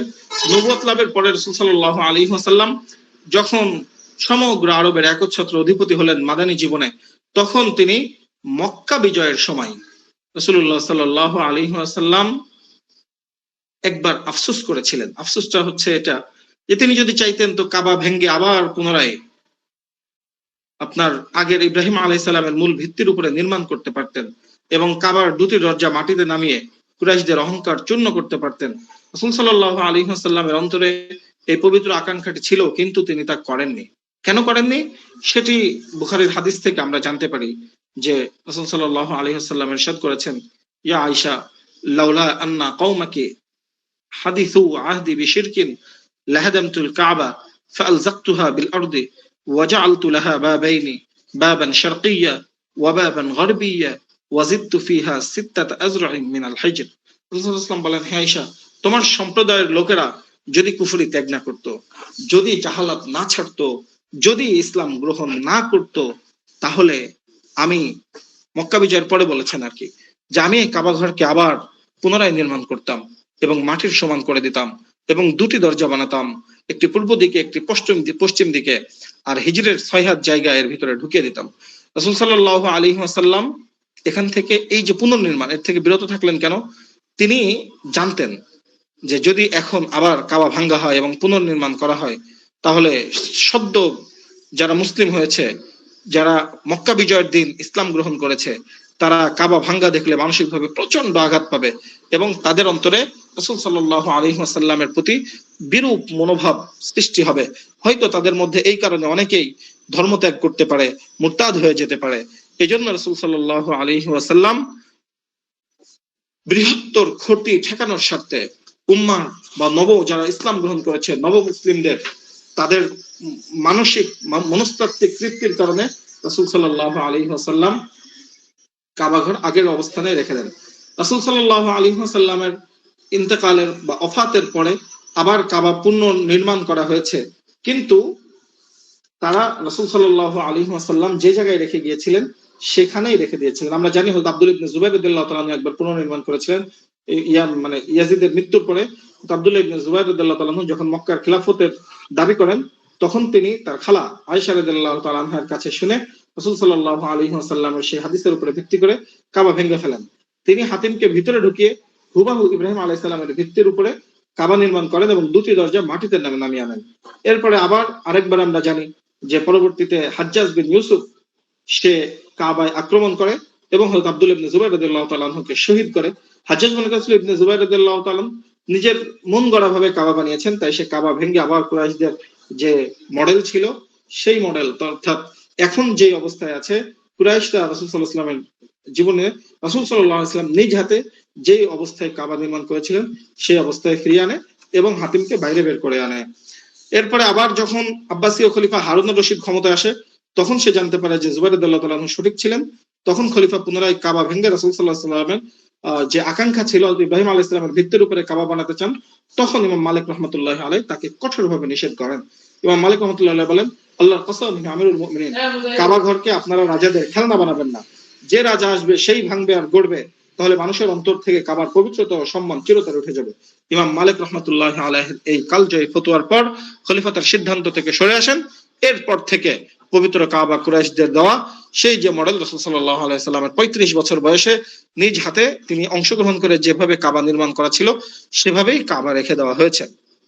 এরপরে শুরু হয় কাবার নির্মাণ কাজ শেষ হওয়ার পরে শুরু হয় যে হাজরে আসওয়াদ স্থাপন নিয়ে দ্বন্দ্ব, এবং তারা এক প্রকার রক্তের উপরে শপথ করে রক্তে হাত দিয়ে যে কে কাবা এই হাজরে আসওয়াদ তুলবে, এটা নিয়ে বনু আব্দুদ্দার এবং বনু আদি এই দুই গোত্রের লোকেরা একটা পাত্রে রক্তের পাত্রে হাত রেখে তারা শপথ করে যে আমরা মৃত্যু পর্যন্ত আমরণ লড়াই করে যাব, কিন্তু এই হাজরে আসওয়াদ এটিকে আমরাই স্থাপন করব। এভাবে তারা শপথ গ্রহণ করে। কারণ কি? কারণ হাজরে আসওয়াদ কোনো সাধারণ পাথর ছিল না, আমরা জানি এটি জান্নাতি পাথর। রাসূল সাল্লাল্লাহু আলাইহি ওয়াসাল্লাম বলেছেন, নাযারাল হাজরুল আসওয়াদু মিনাল জান্নাহ ওয়া হুয়া আশাদ্দু বায়াদান মিনাল লাবানি ফাসাওয়াদাতহু খাতায়া বানি আদম। যে হাজরে আসওয়াদ হচ্ছে জান্নাত থেকে এসেছে এবং এটি শুরুতে দুধের চেয়েও ধবধবে সাদা ছিল, কিন্তু আদম সন্তানের পাপ গ্রাস করতে করতে করতে করতে এটি কালো হয়ে গেছে। তো যখন কাবার নির্মাণ চারিদিকে শেষ হলো, তখন তারা নিজেদের মধ্যে, আমরা এখানে কিছু বিষয় আছে যে যখন নির্মাণ হচ্ছিল তখন তারা বিভিন্ন ভাবে কাজের মধ্যে তারা ভাগ করে নিয়েছিল। সর্বশেষ যেহেতু হাজরে আসওয়াদ একটাই, তারা 4টে দেওয়াল বিভিন্ন গোত্রের মধ্যে ভাগ করে দিয়েছিল কাজগুলো, কিন্তু যেহেতু হাজরে আসওয়াদ একটাই, তখন হচ্ছে তাদের মধ্যে এই দ্বন্দ্ব, বাগবিতণ্ডা শুরু হয় এবং এই বাগবিতণ্ডা এক পর্যায়ে গিয়ে যুদ্ধে জড়িয়ে যাবে ভাব যুদ্ধের পর্যায় পর্যন্ত পৌঁছে যায়। ঐতিহাসিকরা, এই যে আমরা এর আগে বললাম যে বনু আব্দুদ্দার এবং বনি আদি, তাদের পরস্পর একটা মিত্রতা ছিল। এই মিত্রতা থাকার কারণে বনি আব্দুদ্দার গোত্রের লোকেরা কুসাই ইবনে কিলাবের সময় থেকে তারা কাবার চাবি এবং যুদ্ধের পতাকা তাদের হাতে ছিল। তাই তারা দাবি করলো যে যেহেতু কাবার চাবি আমরা বহন করি, অতএব এই হাজরে আসওয়াদ এটি স্থাপন করার জিম্মাদারিও আমাদের, এর হক আমাদের কাছে। এবং ঐতিহাসিকরা লিখেছে তারা একটা গাভী জবাই করে একটি পাত্রে করে গাভীর তাজা রক্ত নিয়ে আসে। এরপর বনে আব্দুদ্দার এবং তাদের মিত্র বনু আদি এর সর্দাররা সেই রক্তে নিজের হাত চুবিয়ে একে অপরের হাত শক্ত করে ধরে প্রতিজ্ঞা করে যে হাজরে আসওয়াদের স্থাপনের অধিকার তারা অন্য কাউকে দেবে না, এবং এই অধিকার যদি কেউ দাবি করতে আসে তো তারা আমৃত্যু লড়াই করবে। ঐতিহাসিকগণ এই শপথের নাম দিয়েছেন লাকাতুদ দাম বা রক্ত চাটার শপথ। ইবনে হিশাম রাহমাতুল্লাহ এই বিষয়ে লিখেছেন, ফাকার রাবুহু জাফনাত মামলুআতান দামান সুম্মা তাআকাদু হুম ওয়া বানু আদি ইবনে কাব আলা আল মাউত ওয়া আদখালু আইদিয়াহুম ফি যালিকা দাম ফি তিলকাল জাফনা। এরপরে এই যে কুরাইশদের মধ্যে আবার প্রলয়ঙ্কারী এক গৃহযুদ্ধের অবস্থার সৃষ্টি হলো, সেটি থেকে এখানে একটু অনুমান করতে পারে যে তাদের যে সমস্ত যুদ্ধ ছিল সেই যুদ্ধের তুলনায় এই যুদ্ধটা হচ্ছিল আরো বেশি ভয়ঙ্কর হতো। কারণ আগের যে যুদ্ধগুলো ছিল সেগুলো খুব সীমিত সীমিত বিষয়গুলো, সামান্য বিষয় নিয়ে ছিল, কিন্তু এই যুদ্ধটি অনেক, কি বলবো, এটা একটা পবিত্র ইস্যু নিয়ে তারা যে যুদ্ধ করতেছে। এমনিতেই তারা ছিল রক্ত পিপাসু, সে আমাদের বাংলায় বলতে গেলে এমনিতেই ঢোলের বাড়ি, তার নাচনি বুড়ি, তার উপরে ঢোলের বাড়ি। তো কুরাইশদের অবস্থা হচ্ছে এরকম, তারা যুদ্ধের একটা পবিত্র ইস্যু পেয়ে গিয়েছে। তো এই শ্বাসরুদ্ধকর পরিস্থিতি থেকে মক্কার বিখ্যাত নেতা আবু উমাইয়া ইবনে আল মুগীরা, সে হচ্ছে একটা প্রস্তাব দেয়। প্রস্তাবটি হচ্ছে যে কাবার নির্মাণ কাজ এখন বন্ধ থাকবে, যেহেতু তাদের মধ্যে এক প্রকার উত্তেজনা চলতেছে। তো উত্তেজনা যখন চলতেছে তখন সে হচ্ছে প্রস্তাব নিয়ে আসে যে এভাবে যদি চলতে থাকে তো আমরা তো কুরাইশরা ধ্বংস হয়ে যাবো এবং আমাদের কেউ বেঁচে ফিরবে না। তখন সে প্রস্তাব দেয়, ইয়া মাশারা কুরাইশ ইজআলু বাইনাকুম ফীমা তাখতালিফুনা ফীহি আউওয়ালা মাইন ইয়াদখুলু মিন বাবি হাযাল মাসজিদি ইউকদি বাইনাকুম ফী। সে প্রস্তাব দেয় যে আগামী কালকে তোমরা যে বিষয়ে মতভেদ করছো এই বিষয়ের সমাধান দেওয়ার জন্য যে সর্বপ্রথম এই হারামের দরজা দিয়ে প্রবেশ করবে, সে যে সিদ্ধান্ত দিবে সেই সিদ্ধান্ত আমরা সকলেই মেনে নিব এবং এখানে কোনো যুদ্ধ বিগ্রহ আর কোনো কিছুই হবে না। তখন পুরা মক্কাবাসী সারা রাত নির্ঘুম একদম উৎকণ্ঠার সাথে রাত কাটাতে শুরু করলো। খুব ভোরে তারা হারামের বনি সাইবা, যেই পথ দিয়ে তখন কাবায় প্রবেশ করা হতো, সেই পথের দিকে তাকিয়েছিল যে কে সেই ব্যক্তি যার হাতে আজ মক্কার ভাগ্য, যার হাতে আজকে কুরাইশদের ভাগ্য, যার হাতে আজকে পুরা আরবের ভাগ্য নির্ধারিত হবে। সবাই চিন্তা করলো যে কে আসবে, তার কথা কি সবাই মেনে নিবে। তখন দেখা গেল সকালে ভোরের আলো ফুটতে ফুটতে সর্বপ্রথম রাসূল সাল্লাল্লাহু আলাইহি ওয়াসাল্লাম, তদানীন্তন 35 বছর বয়সী যুবক মুহাম্মদ ইবনে আব্দুল্লাহ, দূর থেকে দেখা গেল যে তিনি আসতে মক্কায় কাবার দিকে প্রবেশ করছেন এবং তাদের সকলেই যখন দেখলেন যে রাসূল সাল্লাল্লাহু আলাইহি ওয়াসাল্লাম কাবায় প্রবেশ করছেন, এটি দেখে তাদের ভিতর থেকে যে শঙ্কার পাথর তাদের বুকে চেপেছিল সেটি নেমে গেল। সবাই রাসূল সাল্লাল্লাহু আলাইহি ওয়াসাল্লামকে দেখে চিৎকার দিয়ে বলে ওঠেন, হাদাল আমিন রাদিনা হাদা মুহাম্মদ, আরে এই তো সেই আল আমিন, আমাদের প্রচুর মানে সব থেকে বিশ্বস্ত বন্ধু, আমাদের আরবের সব থেকে বিশ্বস্ত যুবকটি চলে এসেছে, আমরা তার ফয়সালা সম্পূর্ণ নিঃস্বার্থভাবে, সম্পূর্ণ নিঃস্বার্থভাবে সন্তুষ্ট চিত্তে মেনে নেব, সেই ইনিই তো আমাদের মোহাম্মদ। এটি ছিল রাসূল সাল্লাল্লাহু আলাইহি ওয়াসাল্লামের সব থেকে, যে তিনি যে খুলুকুন আযীম, আল্লাহ রাব্বুল আলামিন বলেছেন খুলুকুন কারীম, খুলুকে হাসানা, এই যে গ্রহণযোগ্যতা আরবদের কাছে, তার সব থেকে বড় উদাহরণ। তিনি যখন আসলেন, আসার পরে কুরাইশ নেতারা তাকে ঘিরে ধরলো এবং তারা বিস্তারিত, যখন পরিস্থিতি নাজুক ছিল রাসূল সাল্লাল্লাহু আলাইহি ওয়াসাল্লাম, তখন তিনি সিদ্ধান্ত দিলেন। কুরাইশরা প্রথমে ভাবলো যে মুহাম্মদ হয়তো বলবে সে নিজেই হাজরে আসওয়াদ একাকী উপস্থাপন করে নিবে।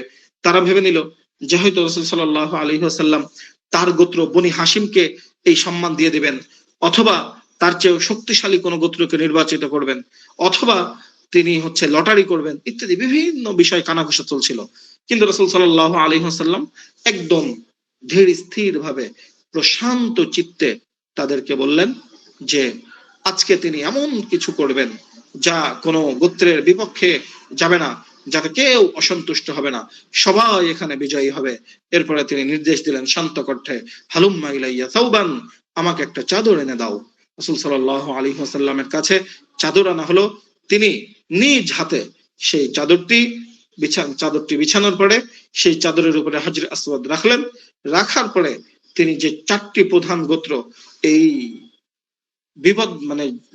বিবাদে লিপ্ত হয়েছিল, যুদ্ধের জন্য প্রস্তুতি নিচ্ছিল, যারা প্রত্যেকেই মৃত্যুর শপথ করছিল, সেই চার গোত্রের চারজন নেতাকে ডাকলেন, ডেকে বললেন যে তোমরা এই পাথরের চারিদিকে ধরো, এই কাপড়ের চারিদিকে ধরো, চাদরের চারিদিকে ধরো, ধরে এটিকে উপরের দিকে উঠাও। তারা চারজন মিলে সেটিকে অবস্থানের যে নির্দিষ্ট জায়গা ছিল সেখানে নিয়ে গেল। এখান থেকে সমগ্র আরববাসী আবারও একবার রক্তক্ষয়ী সংঘর্ষ থেকে বেঁচে গেল এবং কাবার যে নির্মাণ কাজ, পুনর্নির্মাণ কাজ, সেটি শেষ হলো। রাসূল সাল্লাল্লাহু আলাইহি ওয়াসাল্লামের বয়স 36। তিনি আস্তে আস্তে আস্তে আস্তে এই জাহিলিয়াত, মানবতার মুক্তির জন্য সমাজ থেকে বিচ্ছিন্ন, সমাজের বাইরে গিয়ে ফিকির করা শুরু করলেন যে কিভাবে মানুষকে মুক্তি দেওয়া যাবে। তিনি এই যে মানুষের চরম অবক্ষয়, মানুষের যে নিজেদের মধ্যে অশান্তি, বিশৃঙ্খলা, এগুলো থেকে বারবার বারবার বারবার তিনি চেষ্টা করছিলেন, চিন্তা করছিলেন কিভাবে করা যায়, কিভাবে করা যায়। তিনি, আমরা জানি যে মূর্তি পূজার প্রতি চরম ঘৃণা লালন করতেন। তিনি খুন খারাপি, ঝগড়া বিবাদ কোনো কিছু পছন্দ করতেন না। তিনি মিথ্যা, তিনি অবিশ্বস্ততা, তিনি ধোঁকাবাজি, মানুষের উপরে জুলুম, এগুলোকে চরম ভাবে ঘৃণা করতেন। এগুলো দেখতে দেখতে দেখতে দেখতে যখন তিনি বয়স যত বাড়ছিল, এগুলোর প্রতি ঘৃণা, এই সমাজের প্রতি অনীহা রাসূল সাল্লাল্লাহু আলাইহি ওয়াসাল্লামের তত বাড়ছিল। এক পর্যায়ে তিনি মানসিক কোলাহল থেকে মুক্ত হয়ে, বিচ্ছিন্ন হয়ে, তিনি একাকী বাহিরে, সমাজ থেকে দূরে বিচ্ছিন্ন বিভিন্ন জায়গায় গিয়ে ধ্যান করতে শুরু করলেন। এটি ছিল রাসূল সাল্লাল্লাহু আলাইহি ওয়াসাল্লামের জীবনের তার এক প্রকার আত্মিক এবং মনস্তাত্ত্বিক শক্তি অর্জনের একটা সময়। প্রায় 36 থেকে 39 বছর এই সময়টা রাসূল সাল্লাল্লাহু আলাইহি ওয়াসাল্লাম সমাজের বাহিরে গিয়ে, বুখারীর বর্ণনায় আমরা জানি যে বিভিন্ন জায়গায় রাসূল সাল্লাল্লাহু আলাইহি ওয়াসাল্লাম কি করতেন, ধ্যান করতেন। এর আগে রাসূল সাল্লাল্লাহু আলাইহি ওয়াসাল্লামের সে সময় যারা মূর্তি যারা ছেড়ে দিয়েছিল মূর্তি পূজা, তাদের সাথে রাসূল সাল্লাল্লাহু আলাইহি ওয়াসাল্লাম একত্রিত হয়ে কি করা যায় সে বিষয়ে পরামর্শ করতেন। রাসূল সাল্লাল্লাহু আলাইহি ওয়াসাল্লাম একাকী চিন্তা করতেন, এই সুবিশাল মহাবিশ্ব, এই যে এত কিছু, এইসবের স্রষ্টাকে, এসব কে সৃষ্টি করেছেন, মানুষকে কেন সৃষ্টি করা হয়েছে, মৃত্যুর সাথে সাথে মানুষের সবকিছু কি শেষ হয়ে যাবে, আমাদের পিতা ইব্রাহিম আলাইহিস সালামের সেই হানিফ বা নিখাত একত্ববাদের তাওহীদের ধর্ম কোথায় হারিয়ে গেল, কিভাবে চরম পথভ্রষ্ট, অজ্ঞ, রক্ত পিপাসু মানুষকে আলোর পথে ফিরিয়ে আনা যায়, এইসব বিষয়ে রাসূল সাল্লাল্লাহু আলাইহি ওয়াসাল্লাম ফিকির করতেন। আর হযরত খাদিজা রাদিয়াল্লাহু তাআলা আনহা তার পাশে বড় বৃক্ষের মতো তাকে ছায়া, আশ্রয় এবং সেবা, শুশ্রূষা, উৎসাহ, উদ্দীপনা দিয়ে রাসূল সাল্লাল্লাহু আলাইহি ওয়াসাল্লাম কে সহযোগিতা করে যাচ্ছিলেন। বুখারী শরীফের হাদিসের মধ্যে আছে, আমরা জানি, সুম্মা হুব্বিবা ইলাইহিল খালা। এখানে দেখেন মানে রাসূল সাল্লাল্লাহু আলাইহি ওয়াসাল্লাম পছন্দ করতেন এই কথা বলা হয়নি, মাজহুলের সিগা ব্যবহার করা হয়েছে, যে হুব্বিবা ইলাইহি, তাকে পছন্দ করিয়ে দেওয়া হলো, অর্থাৎ আল্লাহর পক্ষ থেকেই এটা আসলো। তো রাসূল সাল্লাল্লাহু আলাইহি ওয়াসাল্লাম এভাবে জগৎ থেকে বিচ্ছিন্ন হয়ে একাকী, নির্জন, প্রিয় তাহান্নুস ইবাদত শুরু করলেন। তিনি বিভিন্ন ধরনের চিন্তা ভাবনা, বিভিন্ন কিছু সমাজ নিয়ে, মানে সেই সমাজের মানুষকে নিয়ে রাসূল সাল্লাল্লাহু আলাইহি ওয়াসাল্লাম একাকী আল্লাহ রাব্বুল আলামিনের ধ্যানে মগ্ন হয়ে যেতেন আর ফিকির করতেন যে আল্লাহ রাব্বুল আলামিন এগুলো কেন সৃষ্টি করলেন, কি জন্য আল্লাহ রাব্বুল আলামিন এগুলো পাঠালেন। হাদিসের মধ্যে এসেছে ওয়াকানা ইয়াখলু বিগারি হিরা ফায়াতাহান্নাসু ফীহি ওয়া হুয়া তাআব্বুদুল লায়ালি যাওয়াতিল আদাদি ক্বাবলা আন ইয়ানসিআ ইলা আহলিহি ওয়া ইয়াতাযাওয়াদু লিযালিকা সুম্মা ইয়ারজিউ ইলা খাদিজা ফায়াতাযাওয়াদু লিমিসলিহা। রাসূল সাল্লাল্লাহু আলাইহি ওয়াসাল্লাম কখনো খলওয়াত ইখতিয়ার করতেন, কখনো আবার পরিবারে ফিরে আসতেন। হযরত খাদিজা রাদিয়াল্লাহু তাআলা আনহা তার সেখানে খাবার পানি যা কিছু তাযাওউদ, তার যে সমস্ত মানে কি বলবো বস্তুর প্রয়োজন হতো সেগুলো তিনি সেখানে দিয়ে আসতেন, আর রাসূল সাল্লাল্লাহু আলাইহি ওয়াসাল্লাম সেখানে ধ্যান করতেন। বিশেষ করে জাবালে নূরের হেরা গুহায় রাসূল সাল্লাল্লাহু আলাইহি ওয়াসাল্লাম বেশি সময় সেখানে কাটাতেন। এরপরে শুরু হলো রাসূল সাল্লাল্লাহু আলাইহি ওয়াসাল্লামের সময়ের জীবনের মানে কি বলে ওয়াহির প্রথম ধাপ, যেটিকে কোরআনের ভাষায় বলা হয়েছে, মানে হাদিসের ভাষায় বলা হয়েছে যে ওয়াহির 46 ভাগের এক ভাগ, সেটি হচ্ছে আর রুইয়া as-সালিহা। হাদিসের মধ্যে এসেছে আউয়ালু মা বুদিয়া ইলাইহি রাসূলুল্লাহ সাল্লাল্লাহু আলাইহি ওয়াসাল্লাম মিনাল ওয়াহি আর রুইয়া as-সালিহা ফিন নাওম। রাসূল সাল্লাল্লাহু আলাইহি ওয়াসাল্লামের স্বপ্নের মধ্যে তিনি ভালো ভালো স্বপ্ন দেখতেন, তিনি ঘুমিয়ে বিভিন্ন কিছু স্বপ্ন দেখতেন। সব থেকে মজার বিষয় যেটা ছিল, তিনি যেটি স্বপ্ন দেখতেন পরবর্তীতে সেটিকেই বাস্তবে রূপ নিত। এভাবে রাসূল সাল্লাল্লাহু আলাইহি ওয়াসাল্লামকে আল্লাহ রাব্বুল আলামিন অলৌকিকত্বের দিকে, নতুন কিছুর দিকে আল্লাহ রাব্বুল আলামিন রাসূল সাল্লাল্লাহু আলাইহি ওয়াসাল্লামকে নিয়ে যেতেন। মাঝে মধ্যে রাসূল সাল্লাল্লাহু আলাইহি ওয়াসাল্লাম দেখতেন যে চলার পথে অদৃশ্য থেকে তাকে সালাম দেওয়া হচ্ছে এবং সালামের মধ্যে বলা হচ্ছে আসসালামু আলাইকা ইয়া রাসূলুল্লাহ। এরপরে আর রুইয়া সালিহা দ্বারা এটা যে মানে আপনার ইসলামের দলিল, এ বিষয়ে তো বিস্তারিত হাদিসের মধ্যে আছে, এটি আর বলার প্রয়োজন নেই। এরপরে রাসূল সাল্লাল্লাহু আলাইহি ওয়াসাল্লাম এখানে একটা বৈজ্ঞানিক ব্যাখ্যা আছে যে আর রুইয়া সালিহা যে নবুয়তের 46 ভাগের এক ভাগ, তো সেটি অনেকেই হিসাব কিতাব করে বের করে বলেছেন যে রাসূল সাল্লাল্লাহু আলাইহি ওয়াসাল্লাম নবুয়তের যে সময় ছিলেন সেটি হচ্ছে 23 বছর। 23 বছরকে 12 দিয়ে গুণ করলে হয় 276 মাস। আর রাসূল সাল্লাল্লাহু আলাইহি ওয়াসাল্লাম এর আর রুইয়া সালিহা যেটা দেখানো হয়েছিল সেটি নবুয়তের 6 মাস আগে থেকে শুরু হয়, এটা অনেকেই বলেছেন। তো যেহেতু 6 মাস, তো 276 কে যদি 6 দিয়ে ভাগ করা হয় তো ভাগফল হয় 46।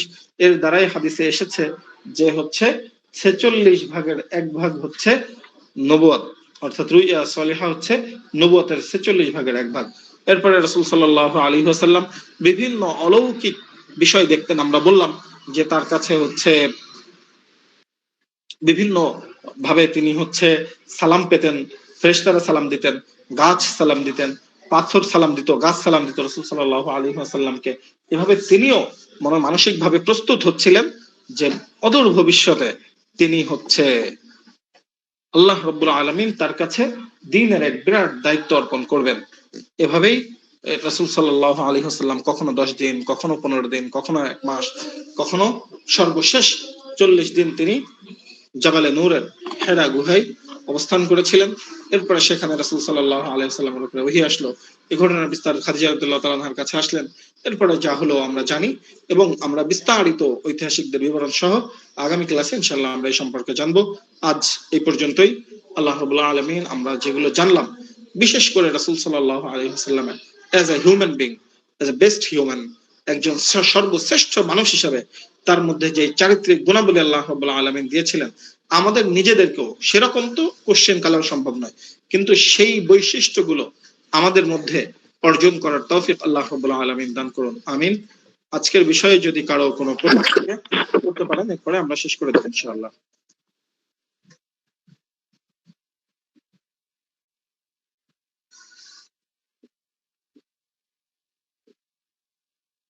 আচ্ছা, কারো হয়তো কোনো প্রশ্ন নেই, এমনি তো অনেক লম্বা হয়ে গেছে। আলহামদুলিল্লাহ, আমরা শেষ করছি। আগামীকালকে ইনশাআল্লাহ আমরা আবার নতুন বিষয়ে নতুন ক্লাসে জয়েন হব ইনশাআল্লাহ। আল্লাহ রাব্বুল আলামিন আমাদেরকে কবুল করুন।